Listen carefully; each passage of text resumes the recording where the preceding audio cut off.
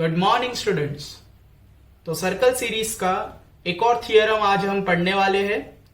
आप circle series के जितने भी पार्ट्स है वो आप देख सकते हैं आई बटन पे क्लिक करके। नीचे डिस्क्रिप्शन बॉक्स में सारे लिंक्स दिए हुए हैं। प्रैक्टिस सेट 3.1 भी हमने कंप्लीट कर लिया है। उसके बाद ये थियरम है, ये बहुत ही सिंपल थियरम है। ये सिर्फ हमें देखना है कि हमें इसमें से क्या एक पर्टिकुलर चीज है जिसको याद रखना है, बस, और कुछ नहीं है इसमें इतना ज्यादा टफ जैसा। तो सपोज दो सर्कल है यहां पर, एक बड़ा एक छोटा।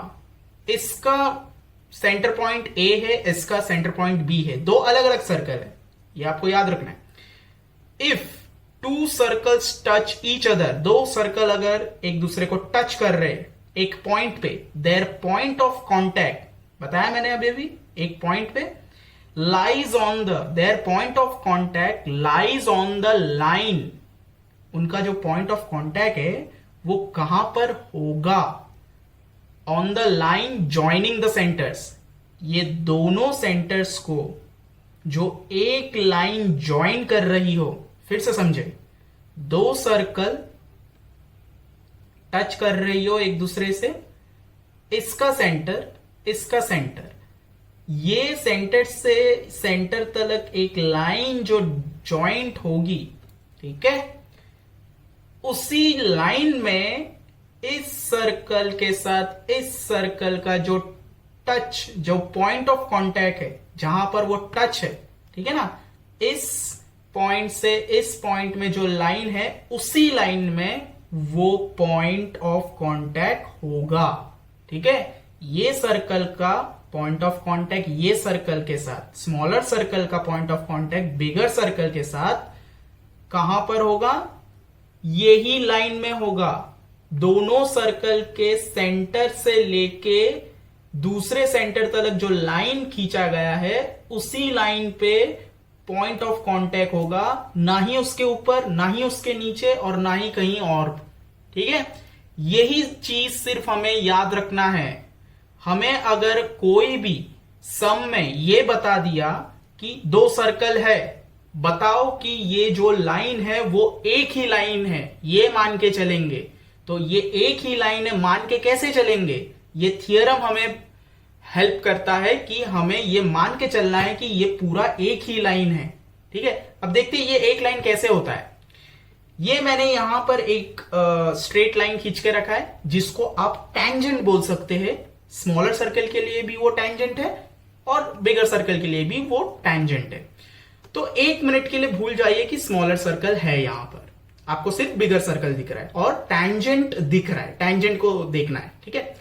तो यहां पर आपको क्या दिख रहा है कि AC जो इस सर्कल का रेडियस है, वो किसके साथ आके पॉइंट ऑफ कांटेक्ट में टच हो रहा है? वो लाइन L, इस लाइन का नाम L रखा है, इस लाइन के साथ आके क्या हो रहा है? वो टच हो रहा है। तो लाइन के साथ आके जब वो टच हो रहा है तो वो कौन सा एंगल बना रहा है? परपेंडिकुलर एंगल बना रहा है। हमने पढ़ा है पार्ट 1 पार्ट 2 में, ठीक है, सर्कल के, कि टेंजेंट और रेडियस से अगर वो पॉइंट ऑफ कांटेक्ट में टच होता है तो वो क्या कहलाता है? परपेंडिकुलर कहलाता है। तो मैं यहां पर लिख के बताता हूं, AC is perpendicular to line L, bigger circle के लिए। अब 2 मिनट के लिए बिगर सर्कल को भूल जाइए, इसको देखिए और टेंजेंट लाइन को देखिए, ठीक है ना। तो वापस वही होगा, BC is perpendicular to line L। है दोनों अलग अलग सर्कल, ठीक है ना, है दोनों अलग अलग सर्कल। जैसे कि ये आपका घर है और ये आपके बाजू वाला घर है, ठीक है, और बीच में ये दीवार है। ये घर का, आपके घर का जो मिड पॉइंट है, जो सेंटर पॉइंट है, ये घर का भी जो सेंटर पॉइंट है, अगर मैं वहां से यहां तक एक लाइन खींच दूं तो दो घर की जो दीवारें जुड़ रही है, ठीक है ना, ये दीवार है और दो घर की दीवारें जो जुड़ रही है, सेंटर से अगर मैं लाइन खींच दूं तो वो जो टचिंग पॉइंट है वो कहां पर आएगा? उसी लाइन में आएगा। तो हम ये मान के चल सकते हैं कि AC बड़े सर्कल का लाइन, BC छोटे सर्कल का लाइन, ये दोनों लाइन मिलके एक सिंगल लाइन बन सकता है। तो हम यहां पर ये बोल सकते हैं कि AC and BC are not two different line, ठीक है ना, टू डिफरेंट लाइन नहीं है, दे आर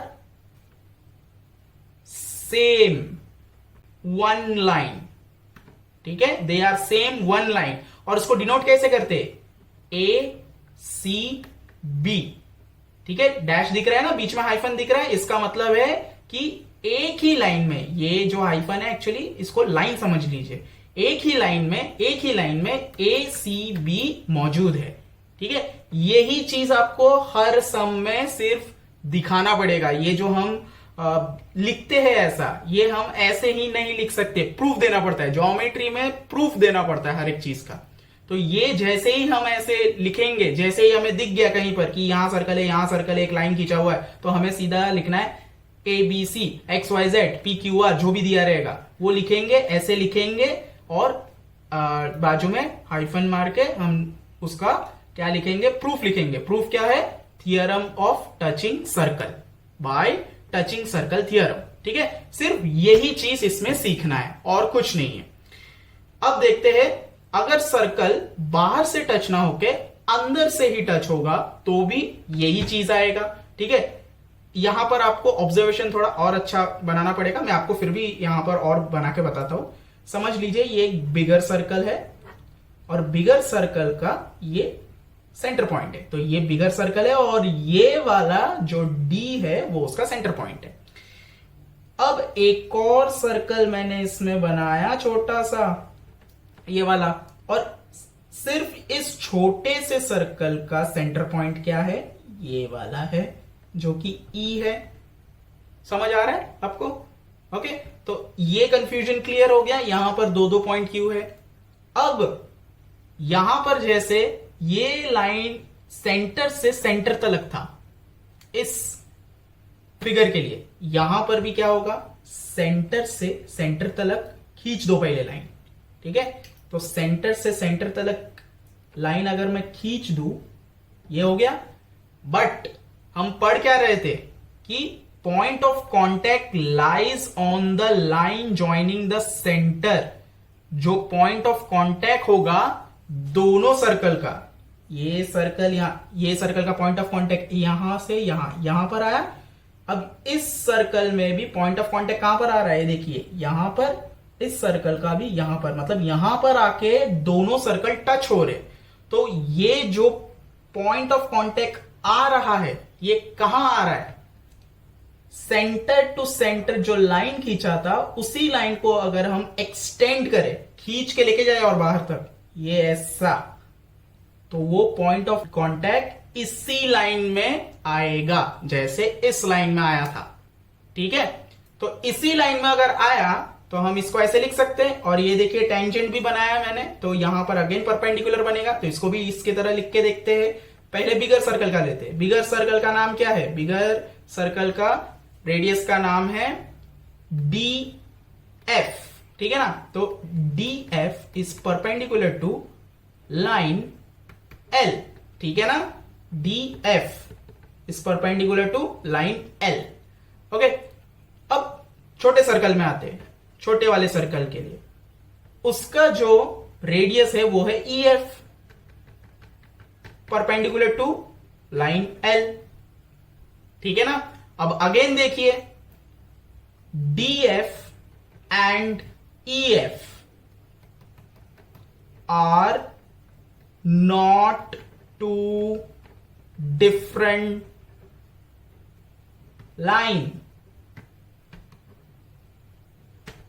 लाइन्स, ये दोनों डिफरेंट लाइन नहीं है, ठीक है। They are same one line, same one line है। इसको हम कैसे लिख सकते हैं, डिनोट कर सकते हैं डी डैश ई डैश एफ। तो अगेन आपको कोई भी सम ऐसे आया और जिसमें ये लाइन हमको डिनोट करना है तो हम ऐसे लिखेंगे और हाइफन मार के क्या लिखेंगे, टचिंग सर्कल थियरम, ठीक है। ये एक्सटर्नली टचिंग है, ये इंटरनली टचिंग है, ठीक है। ये चीज आपको याद रखना है, ये एक्सटर्नली है, ये इंटरनली है। अब इसमें एक और चीज है दोनों में कॉमन, वो चीज बता देता हूं। ये जो डिस्टेंस है किस चीज का, दो सर्कल है जो एक्सटर्नली जॉइंट है सेंटर टू सेंटर से, ठीक है।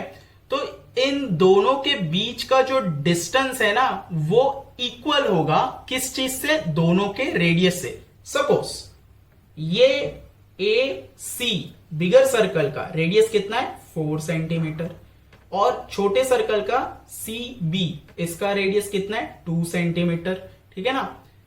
और पूरा का पूरा ए बी कितना है, पूरा का पूरा ए